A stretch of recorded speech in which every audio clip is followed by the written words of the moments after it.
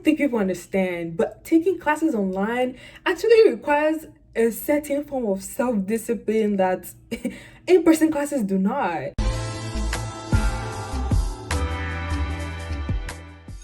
Hello everyone, it's a girl Chidera, aka Vibes with Adoibo, and welcome back to my channel. If you're new here, you haven't seen my face before, you are welcome. If you are returning, thank you for watching my videos. Make sure you like and subscribe. So today I am back with another video, and I'm just going to be telling you some common mistakes to avoid while taking online classes. So for most college students this semester, even high school as well, we are all going to be online, so I'm here to help make this process easier for you by telling you mistakes to avoid.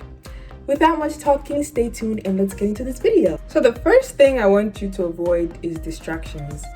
You know, you're using some type of online platform to learn, whether it's Zoom or Blackboard, whatever it is, just try as much as possible not to distract yourself. Don't let Google distract you. I know for me, sometimes I find myself like shopping online. This is not the time. This is not the time to go on Amazon or Fashion Nova, whatever you use. Just try not to distract yourself. Just really pay attention and treat these classes as though they are in person, because that will really save you a lot of stress. So the second thing I want you to avoid during online classes is missing lectures. I know you're gonna think, oh, you know, it's online, it's recorded, it's not a big deal, I can always go back and rewatch the lecture. Yeah, but I know for me, like, I don't end up rewatching it. Like, if I miss a lecture, I'm not going to sit there for 2 hours or however long the class is and rewatch that lecture when I could have been there. Did you get? And also, like, when you go back to rewatch the lecture, you're actually missing out on the opportunity to ask questions while the teacher was present and teaching the class. So don't fall into that mentality of, oh, it doesn't matter, I'm just gonna rewatch it at the end of the day. Another thing is attendance. You might think, oh, these teachers are not gonna be taking attendance anymore. That's not true. Don't lie to yourself, because for my school we use Blackboard, and the funny thing is the teacher actually is able to tell when the student leaves the class, or like she's able to tell who stayed in the lecture from beginning to end. So don't play yourself. And make sure you check out my 5 tips to succeed in college. I expand more on the importance of attendance in that video. The next mistake I want you to avoid is procrastination. All right, this is a big one. Like, I don't think people understand, but taking classes online actually requires a certain form of self-discipline that in-person classes do not, because now everything is on you. You really have to be on top of your game with the due date, the deadlines. You really can't fall back, because if you do, I promise you, it will come back to haunt you at the end of the semester. Remember when we first started, like, I was chilling. I was getting a little too comfortable, but you know, I had to step it up because I really was behind on some stuff. And you know, when we first started, teachers were kind of being lenient, so they wouldn't really penalize you if something was late. They would just be like, you know, make sure you turn it in at this day and try not to fall back.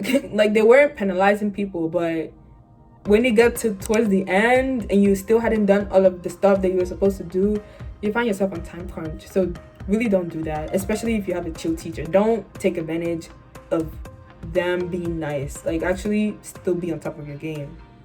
So don't procrastinate. The next thing I want you to avoid is hesitating to ask for help. I know because it's online, you're gonna feel like, oh, this is kind of, you're just learning on your own, you feel isolated. Don't feel that way. If you need help, make sure you reach out to your teachers. There's still going to be tutoring services available. At least for my school, we had all these things in March when we started. Teachers still had office hours. So honestly, do not feel like you're on your own, because at the end of the day, it's you and all your classmates in the same situation.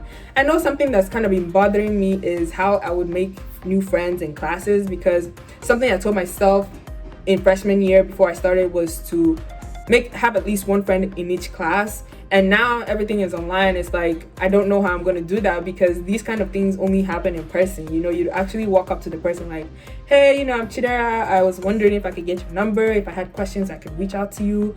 So, you know, I just haven't figured out how I'm going to do that. Maybe on the first day of class, I would just introduce myself in the group chat or whatever, and just, you know, see if anybody would like to form connections with me, whatever. The next mistake I want you to avoid is poor time management skills. I feel like this one goes along with procrastination, because if you have good time management skills, you will not be procrastinating. So while you're online, just have a schedule, because it will really help you. If you don't have a schedule, you're going to fall back and you will not be doing your work. You're going to be missing deadlines, and you do not want that, I can assure you. So honestly, have time where you study. Like, again, because you're at home, there's going to be a lot of distractions, so you really need to like find yourself some space and time where you can really focus and do what you have to do. I know for me, while I still had in-person classes, right, I would go to the library, and the time that I had in between classes, I would use it to, you know, study for another class or do some homework for other classes. And this is the same thing when classes are online. Like, you need to kind of find how to incorporate your previous schedule into your online learning schedule. So for me, what I'm thinking, if I have a break in between two classes, I'm going to be using that time and just act as though I am at a school library and utilize that time instead of just, you know, watching a TV show or doing anything else other than, you know, studying. Another mistake that you should avoid is not participating. So again, this is something that if it was in person, you would be forced to participate. Maybe the teacher would call on you, but now, you know, it's online, like nobody see your face, nobody's going to call on you to answer a question. But the thing is, participation still counts towards your grade, whether you like it or not. So don't fall into the habit of, oh, because it's online and nobody can see me, nobody cares. Because at the end of the day, participation is still a part of your grade, so it's going to haunt you. You need to like participate in those class discussions, ask your questions, type in the chat, whatever you need to do, because I know teachers be asking questions. So really try your best, because it's still a part of your grade, and I can assure you that they're going to be noticing. They will know who is participating and who's not. Another mistake that people make is not having a good study environment. While this is important, I feel like it's one of those things where it really depends on your situation. Luckily for me, I just live with my parents. I don't have little siblings or any kids running around in the house to distract me.